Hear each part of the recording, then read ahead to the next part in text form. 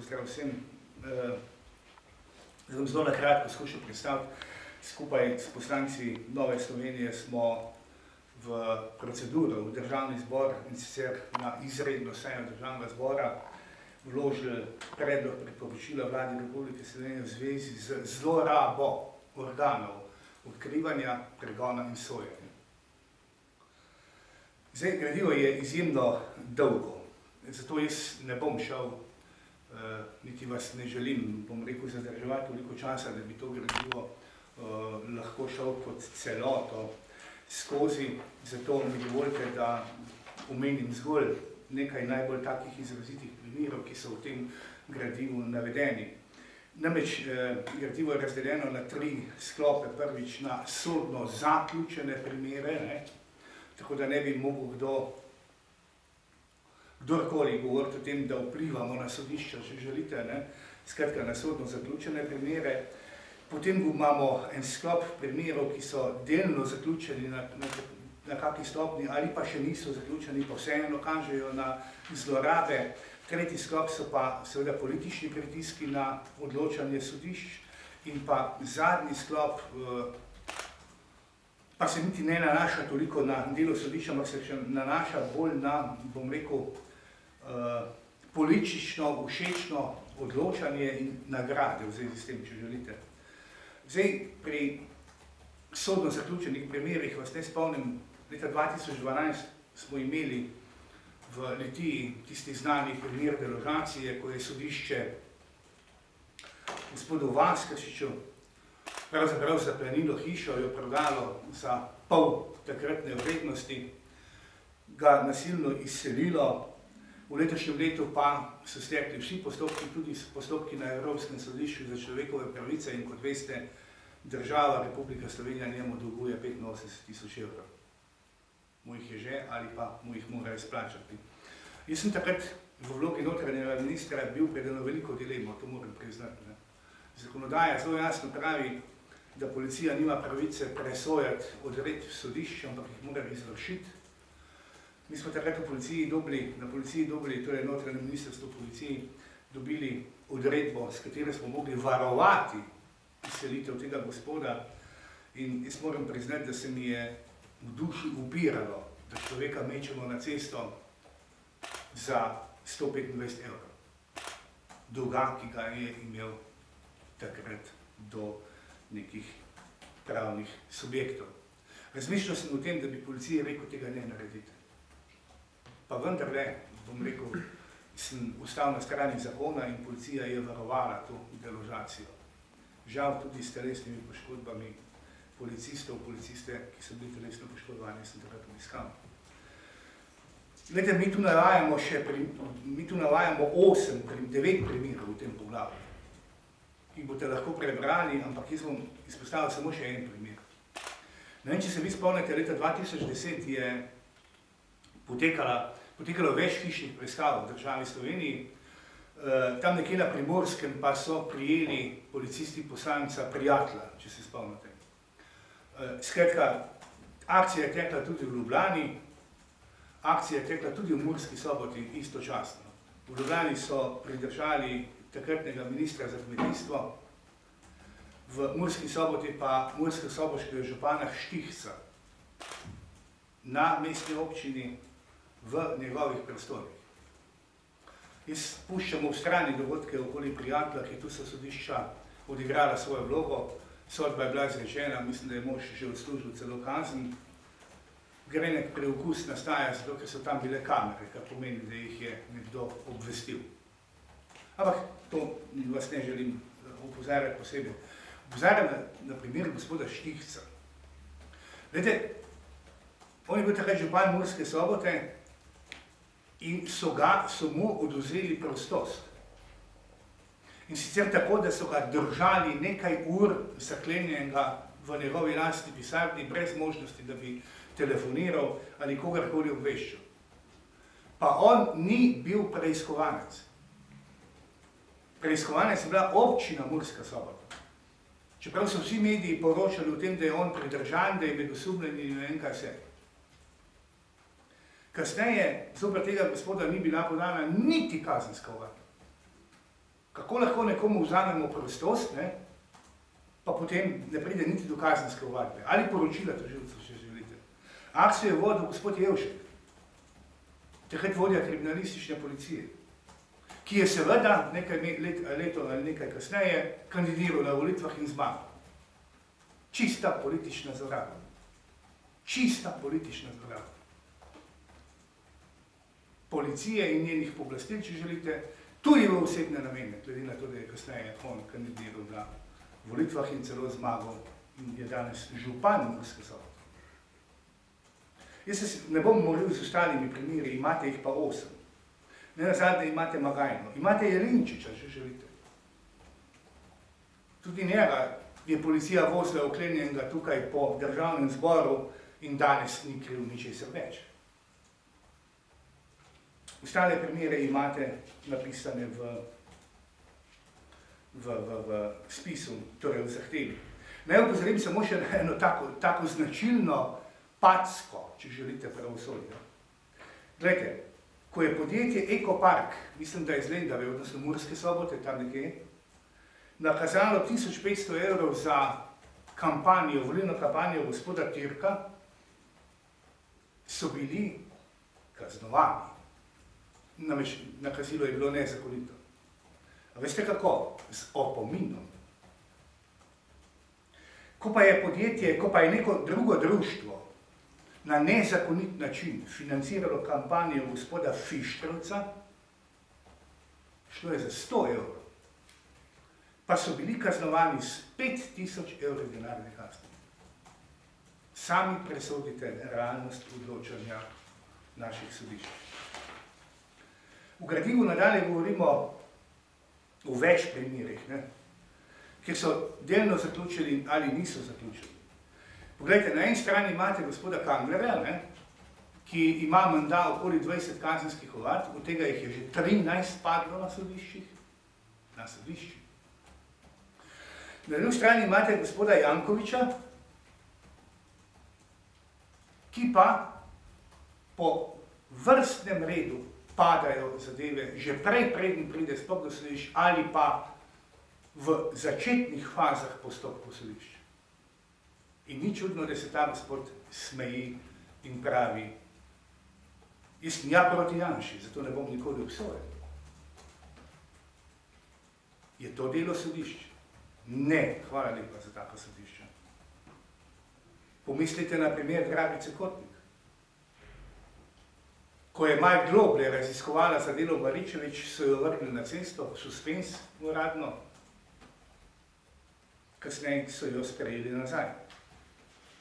In še bi lahko naštevali tudi do primera gospoda Zalarja, Fišerja in Škrleca, kjer sodišče piše, da so zlorabili položaj za njegovo namestitev, odnosno imenovanje na mesto generalnega direktorja Vrhovnega državnega tožilstva, danes pa je seveda predstavnik Republike Slovenije v Eurojustu.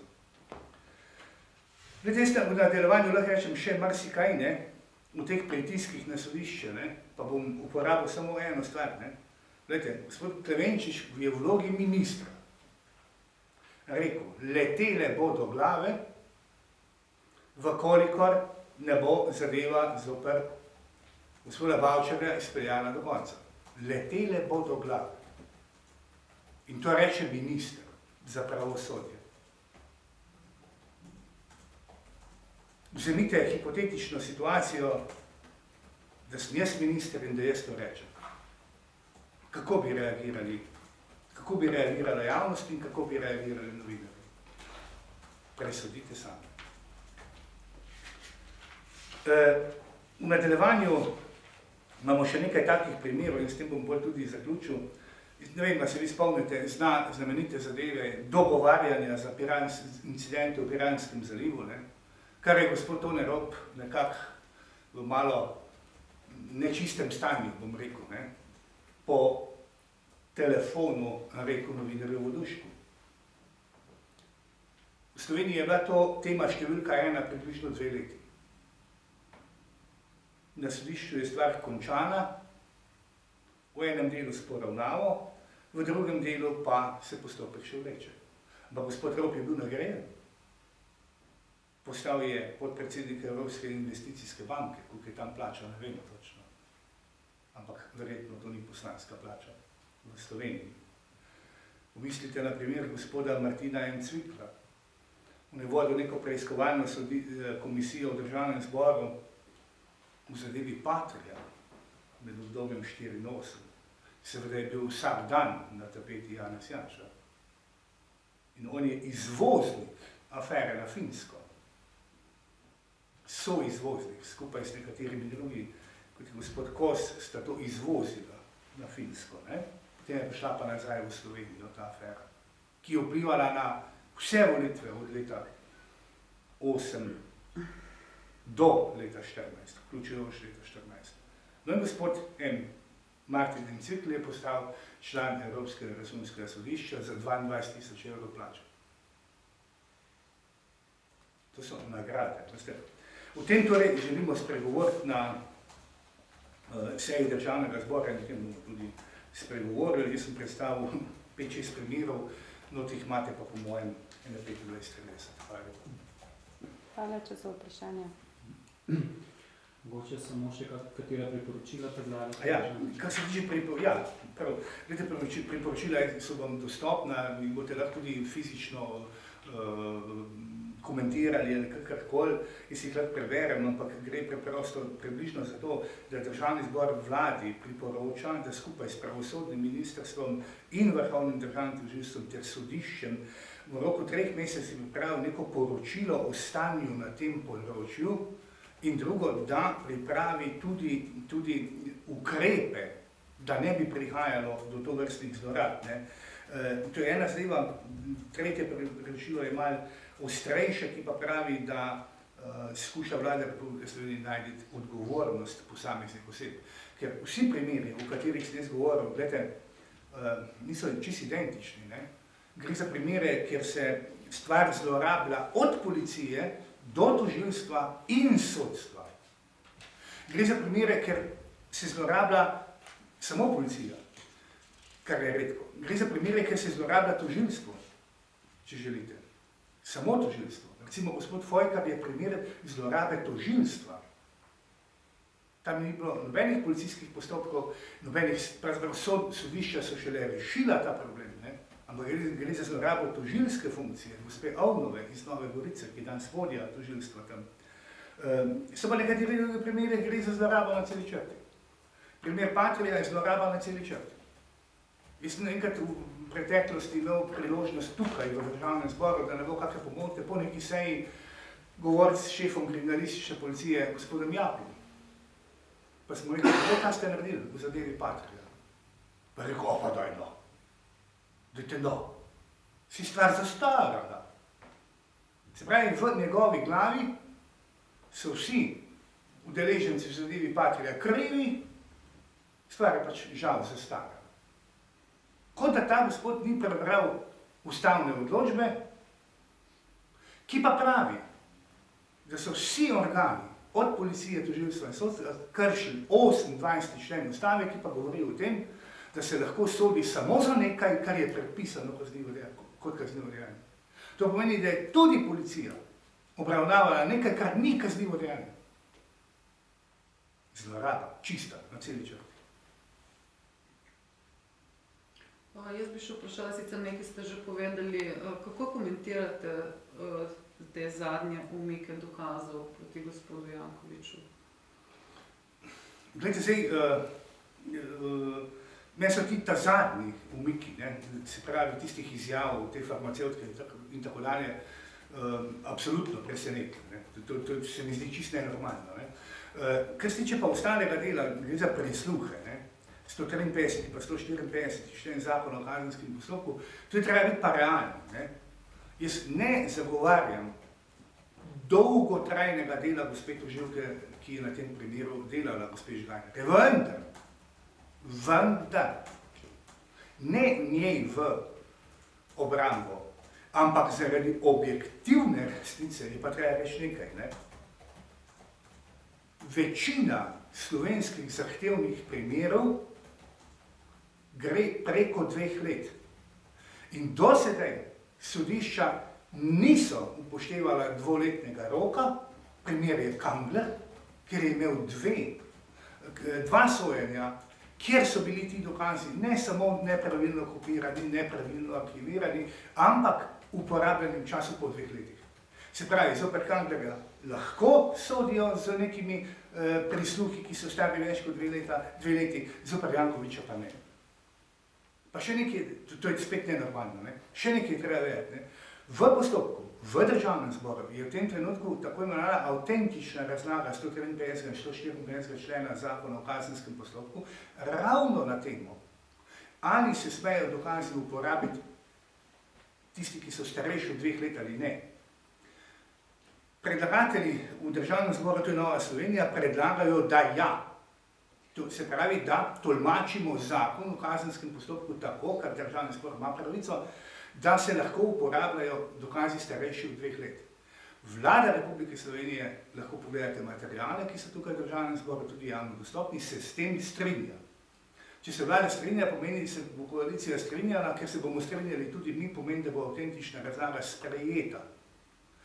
In zdaj pogledajte, ker sem jaz to objavil na svojem blogu, nekateri novinarji so to tudi povzeli, ne, in sem nekako pričakoval, da bo sodišče reklo, opa, če pa bo državni zbor kot zakonodajalec sprejel avtentično razlago, potem pa vendarle počakajmo. Ne, obratno, pohiteli so in sprejeli odločitev, kakršno so sprejeli. Za mene nedopustno. Zakon o kazenskem postopku dejansko določa, da če v 2 letih ni sprožen postopek, ki ga tožilec lahko sproži tudi nepopolno, če hoče, samo sprožiti ga mora, da pač treba uničiti. In to, jaz mislim, da v preteklosti ni bilo nič sporno, da to pomeni, da je treba uničiti. In je v zakonu bilo zapisano, da se to naredi in razlaga kasneje, da je nekaj drugega ne more tega odpraviti. Tako, ker jaz mi je to bilo narejeno za zaščito ljudi, da ne bi bilo zlorab. Ne, se strinjam, ampak z majhnim dopolnilom, ker zakon tam pravi, da mora tožilec izkazati aktivnosti. To pomeni, to pomeni, da tožilec ne more stvar dati v predal, pa reči, se bom že naredil enkrat, ampak mora kontinuirano dokazovati neke aktivnosti in v preteku 2 let reči, ja, jaz še delam, nekako tako mora sporočati, kakor jaz poznam, kakor jaz berem zakonodajo. Skratka, mora dokazati aktivnosti, to dopolnilo samo. Hvala.